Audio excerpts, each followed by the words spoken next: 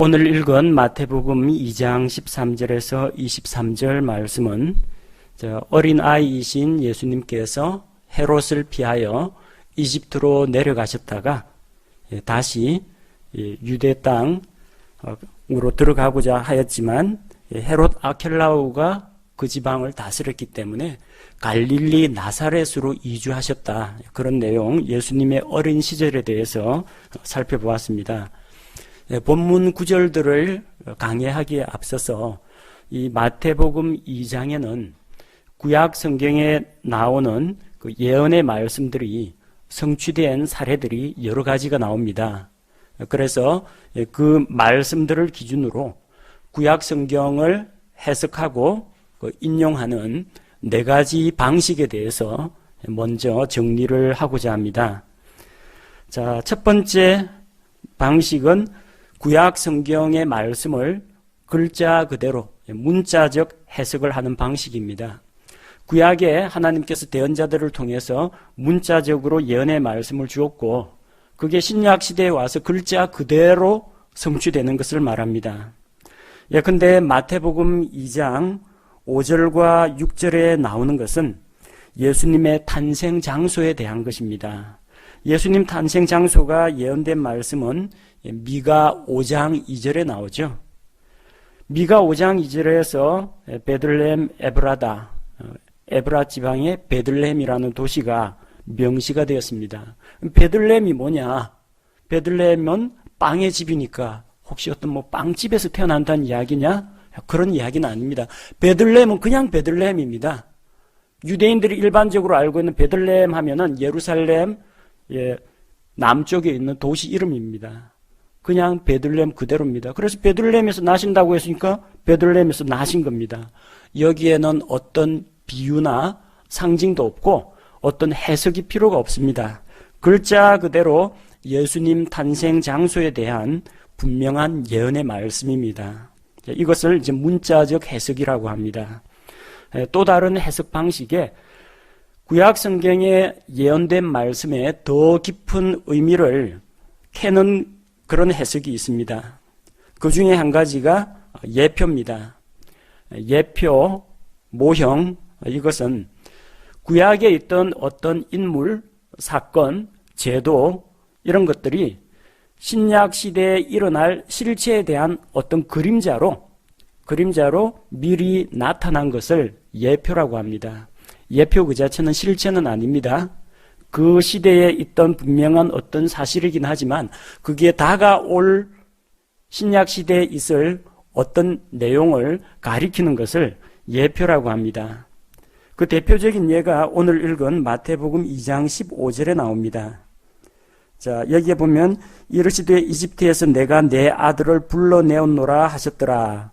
이 말씀은 어디에 나오느냐 하면 구약 성경 호세아 11장 1절에 나오는 내용입니다. 호세아 11장 1절은 이렇게 기록되어 있습니다. 이스라엘이 아이였을 때에 내가 그를 사랑하였고 내 아들을 이집트에서 불러내었노라. 자, 여기에서 이스라엘은 이스라엘 민족을 이야기합니다. 호세아서는 이스라엘 백성들, 반역하는 이스라엘 백성들을 향한 하나님의 한결같고 변함없는 사랑에 대해서 다루고 있습니다. 그래서 이스라엘이 아직 어릴 때 아무런 언약도 받지 못했을 때에 하나님께서 그를 약속의 백성으로 만들기 위해서 이집트에서 구원하시고 바로의 압제에서 구출하여서 이끌어내신 출애굽 사건을 이야기합니다. 내 아들을 이집트에서 불러내었노라 라고 이야기하는데 이 내 아들이라는 것은 누구를 이야기하느냐 하면 출애굽기 4장 22절에 나오는 이스라엘 민족을 이야기합니다. 출애굽기 4장 22절에 너는 파라오에게 이르기를 주가 이같이 말하노라 이스라엘은 내 아들 곧 나의 처음 난 자니라. 자, 이것은 이스라엘 백성이 주의 장자, 주의 처음 난 자라는 겁니다. 하나님의 아들이 아닙니다. 하나님의 아들은 예수 그리스도고요. Son of God이라고 할 때는 예수 그리스도고요. 하나님의 아들이 아니라 주의 아들입니다. 여호와의 아들입니다. 그래서 Son of the Lord입니다. 이것은 이스라엘 민족을 이야기합니다. 공통점이 있다면 주의 백성, 주의 아들 이스라엘 민족을 파라오의 압제에서 구원해서 이집트에서 불러내었습니다.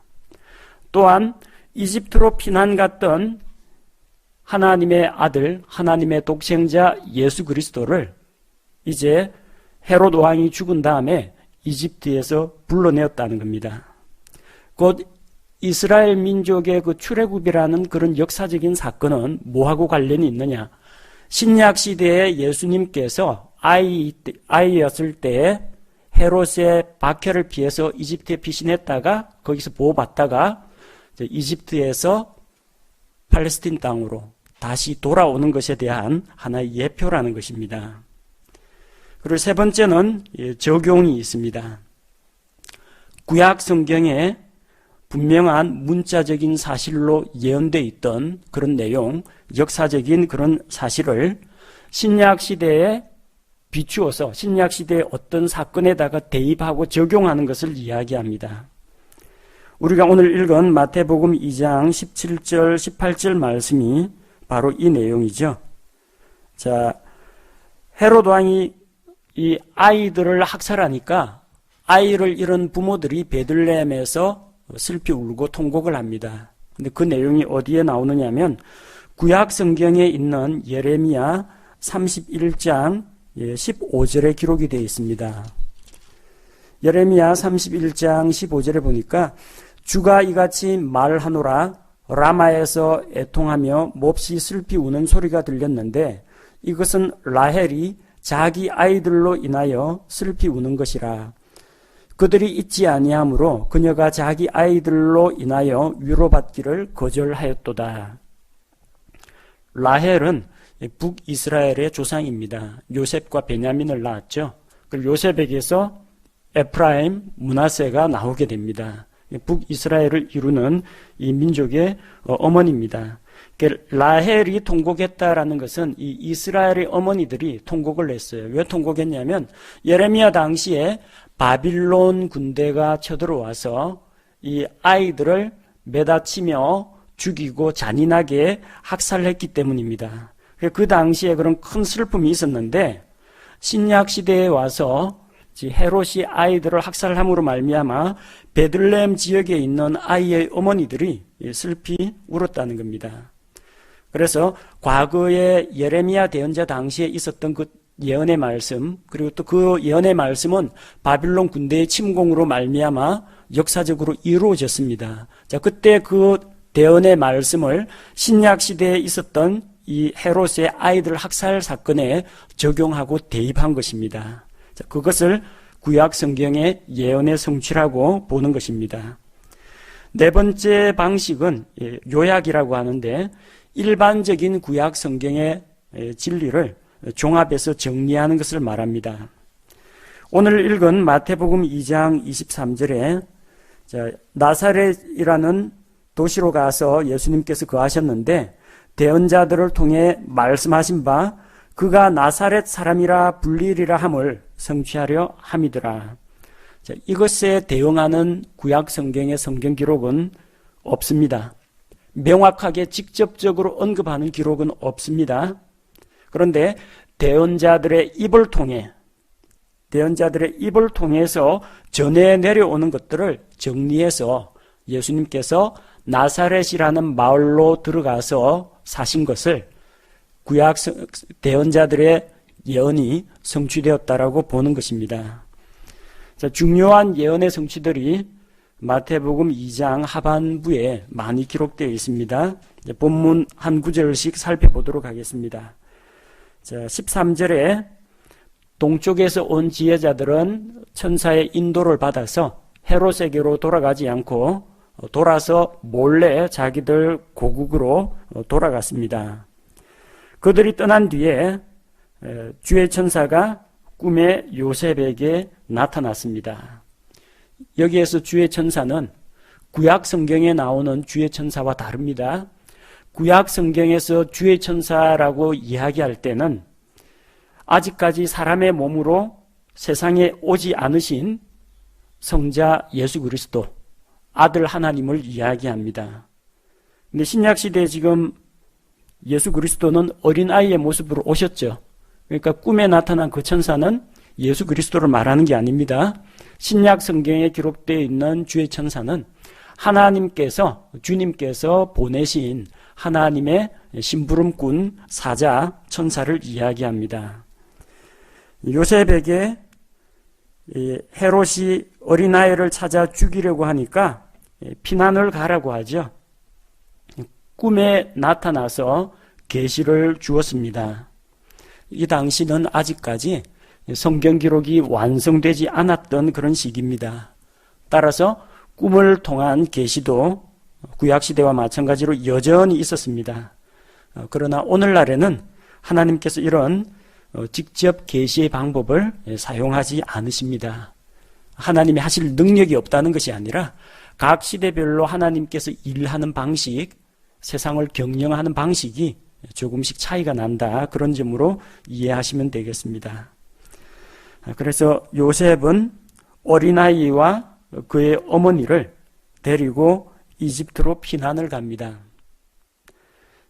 여기에 어린 아이와 그의 어머니라고 이야기하고 있어요.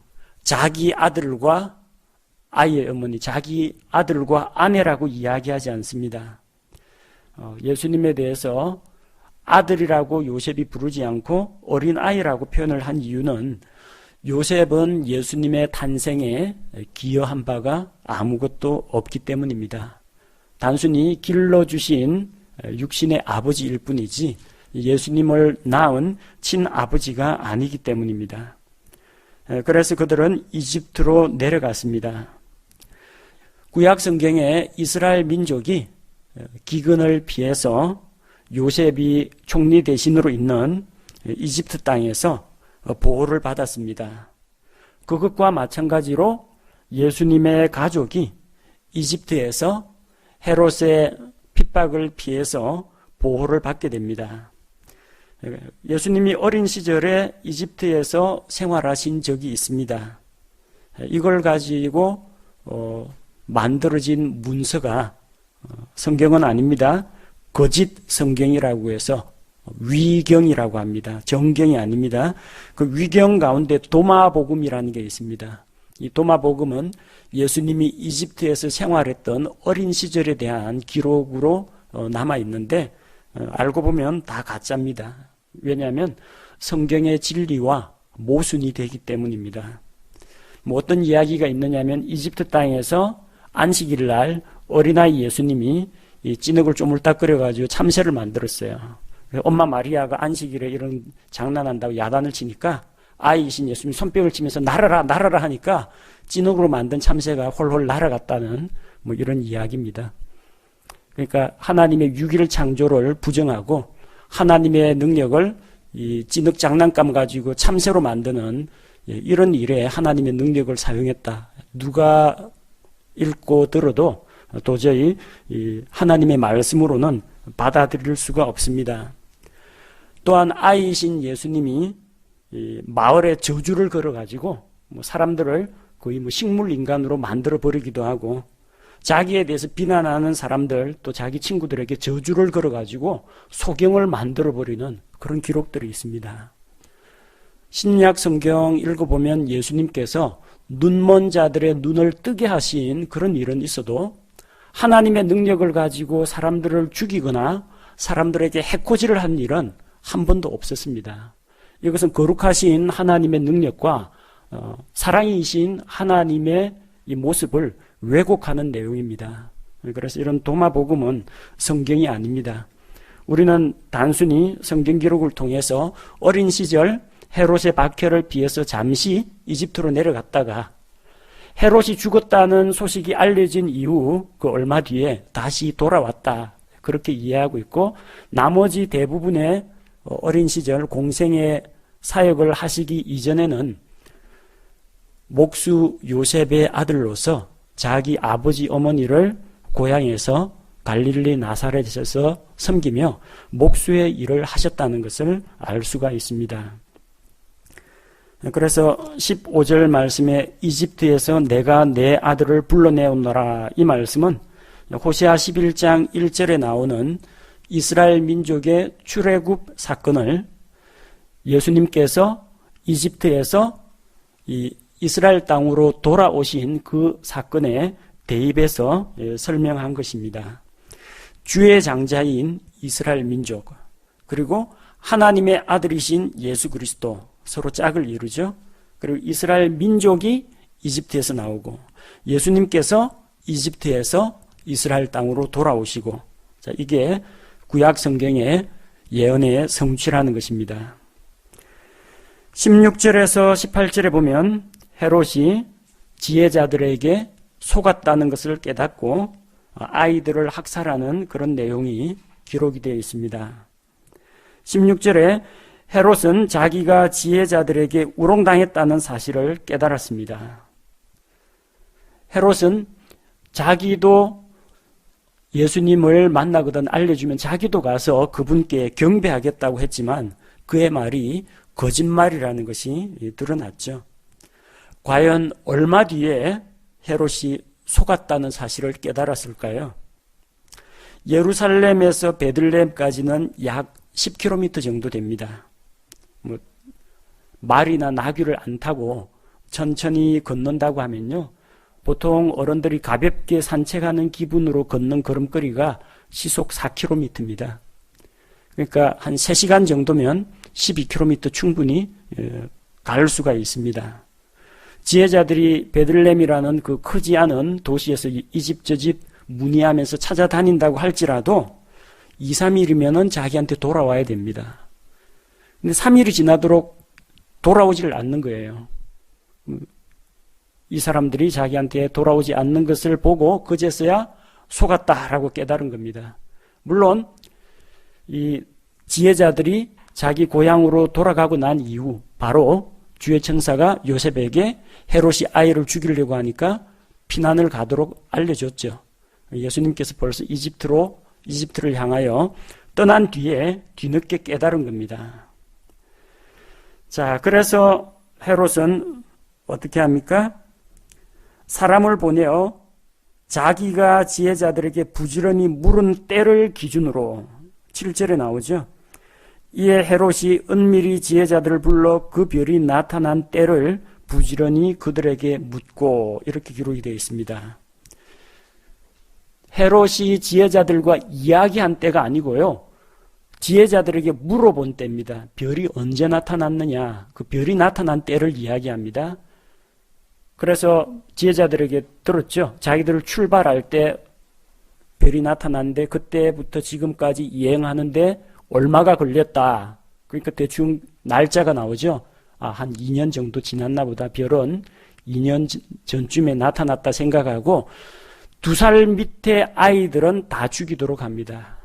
누군지 모르니까 어쨌든 베들레헴과 그 인근 지역에 있는 아이들 가운데 2살 이하는 다 죽입니다. 이를 통해서 뭘 알 수 있습니까? 아마도 이 무렵에 예수님의 나이가 2살보다 더 많지는 않았을 것이다. 2살가량 되었을 것으로 추정할 수가 있습니다. 그래서 이 어린아이들이 뜻하지 않게 이 헤롯의 진노로 말미암아 죽임을 당합니다. 마태복음을 기록한 마태는 17절과 18절을 통해서 이 사건은 바로 대언자 예레미야를 통해서 예언되었던 예레미야 31장 15절 말씀이 성취된 것으로 보고 있습니다. 라마에서 거기서 애통하고 슬피 울며 크게 애곡하는 소리가 들렸는데, 자, 여기는 베들레헴은 아니고 라마에서 그런 일이 일어났다는 겁니다. 라마가 어디냐 하면 예루살렘 북쪽으로 약 8km 지점에 라마라고 하는 도시가 있습니다. 그 도시는 베냐민 지파의 성읍이고 베냐민의 거의 북쪽에 있습니다. 자, 베냐민을 낳고 죽은 라헬이 바로 이 라마에 있는 사람들의 어머니격에 해당하는 사람입니다. 그리고 라헬은 베들레헴으로 가는 에브랏길에서 죽어서 묻혔습니다. 바빌론 군대가 이스라엘 아이들을 학살했을 때 이 라마에 있는 아이들의 어머니들은 죽은 아이들을 붙잡고 슬피 통곡했습니다. 장소는 다르지만 이 베들레헴에서도 똑같은 일이 일어났다는 겁니다. 헤롯이 아이들을 죽임으로 말미암아 베들레헴의 어머니들이 이제 아이로 인하여 슬피 우는 그런 일이 일어났습니다.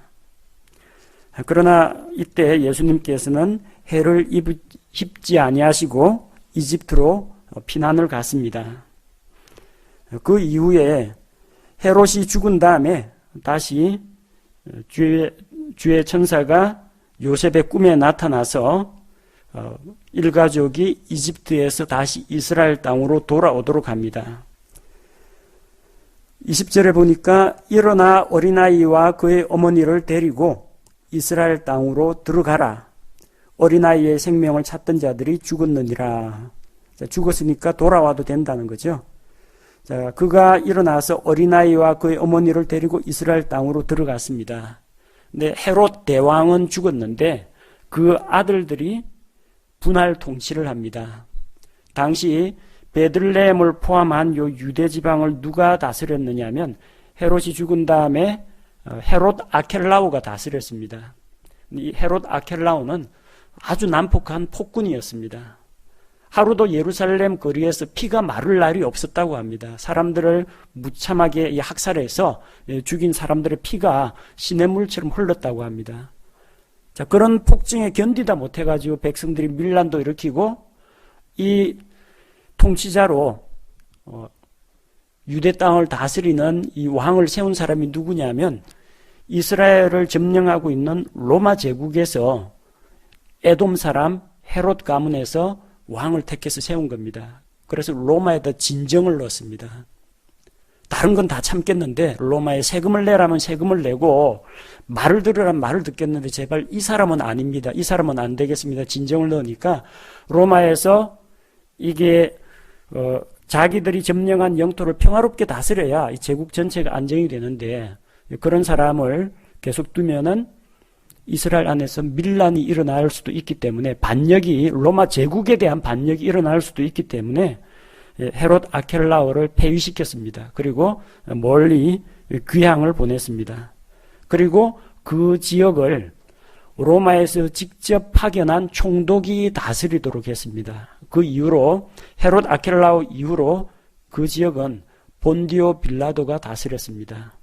그래서 빌라도가 자기 소임을 끝내면은 다른 총독들이 또 와가지고 그 유대 땅을 통치했습니다. 예루살렘은 이스라엘 민족의 정치, 경제, 행정, 문화의 중심지입니다. 그래서 이거는 다른 사람한테 내맡겨서는 안 되겠다 하고 로마에서 직접 파견한 총독의 관할하에 두게 되었습니다. 자, 그런데 이제 헤롯 아켈라오가 그렇게 하도 폭정을 행하니까 거기 있으면 또 무슨 변을 당할지 모른다 싶어가지고 이스라엘 땅으로 돌아가긴 했는데 베들레헴으로 간 것이 아니라 갈릴리 지방 나사렛이라는 도시로 가게 되었습니다. 이 나사렛이라는 도시는 산동네입니다. 누가복음 4장 29절에 보면요, 예수님께서 자기 고향에 와서 말씀을 전하시는데 자기 고향 사람들이 예수님을 받아들이질 않습니다. 저거 뭐야, 목수 아들 요셉 아니냐.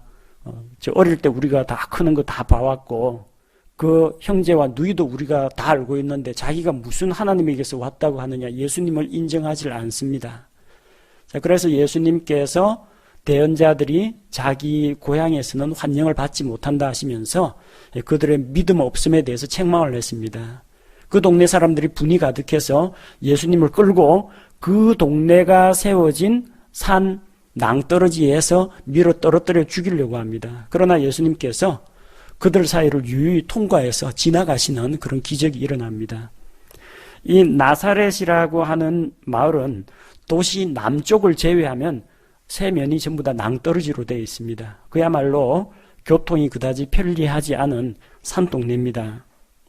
그리고 이 동네는 문화적인 혜택도 받지 못했고 사람들이 제대로 배우지 못한 교양 없는 사람들이 살고 있었기 때문에 그 사람 말투 들어보면 어디 사람인지 딱 표가 납니다. 발음 자체도 되게 거칠고 좀 교양이 있는 그런 언어가 아니었습니다.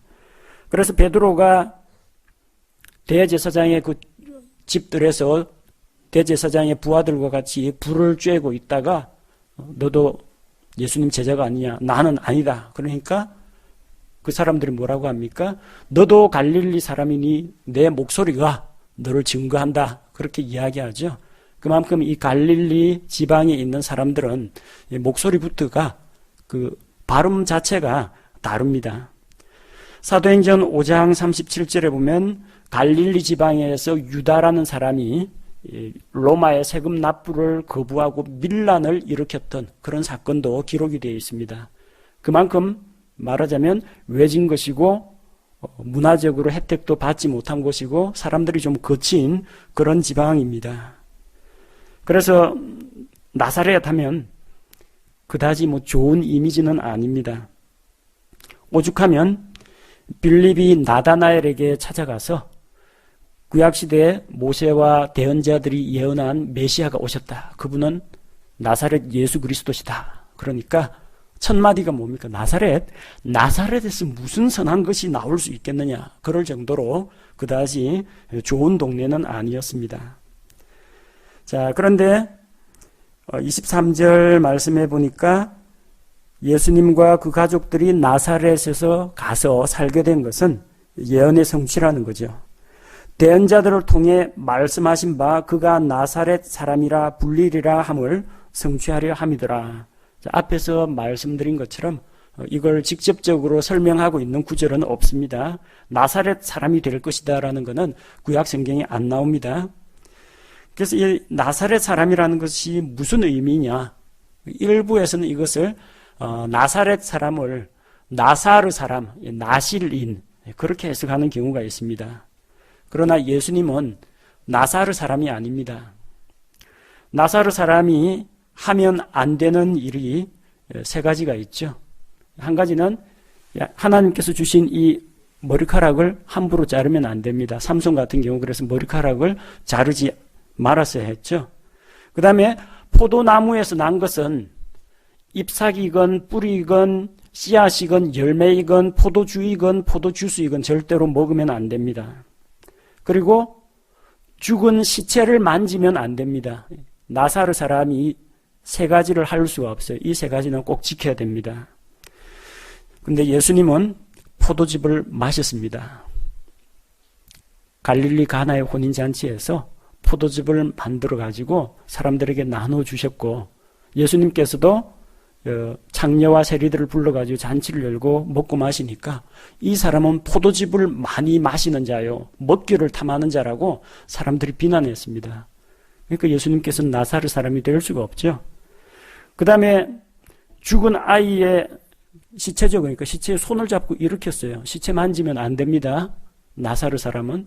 예수님은 나사르 사람이 아니기 때문에 시체에 손을 대더라도 전혀 문제가 될 것이 없다는 겁니다. 나사렛 사람과 나사르 사람은 아무런 관련이 없습니다. 그럼 왜 나사렛 사람이라고 부르느냐? 자, 우리가 성경을 읽을 때 주의해서 읽어야 하는 것은 23절이 이것은 대언자들을 통해 말씀하신 바인데 그 대언자가 누구인지 언급이 되어 있지 않습니다. 그리고 대언자들을 통해 말씀하신 바라고 되어 있어요. 그래서 which was spoken, 말하여진 대언자들의 입을 통해 말하여진 바라는 것이지 it is written, 기록된 바, 기록한 바, 기록된 말씀이 아니라는 겁니다. 기록된 말씀이 아니고 대언자들의 입을 통해서 구전으로 전해 내려오는 말씀이라는 이야기입니다. 그러니까 성경에 기록이 없는 거죠. 기록된 말씀은 아닙니다. 그럼 구약에 있는 대언자들은 아무런 밑도 끝도 없이 언제부턴가 나사렛 사람 그렇게 이야기했느냐? 그건 아닙니다. 대언자들이 지어내서 이야기하진 않겠죠. 성경에 그에 대한 근거는 남아 있습니다. 자, 히브리어로 가지, 줄기를 가리켜서 네체르라고 부릅니다. 네체르, 나사렛하고 발음이 유사하죠. 근데 이사야 11장 1절에 보면요. 이새의 줄기에서 한 막대기가 나며 그의 뿌리에서 한 가지가 나서라고 기록이 되어 있습니다. 이새의 줄기, 한 가지. 이 줄기나 가지라는 단어가 바로 네체르입니다.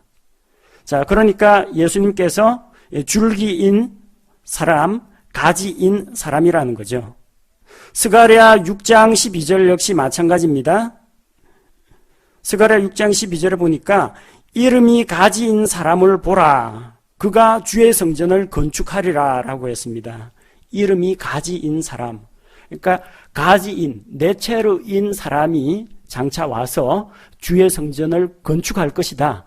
이 말씀은 구약 성경의 지지를 받고 있습니다.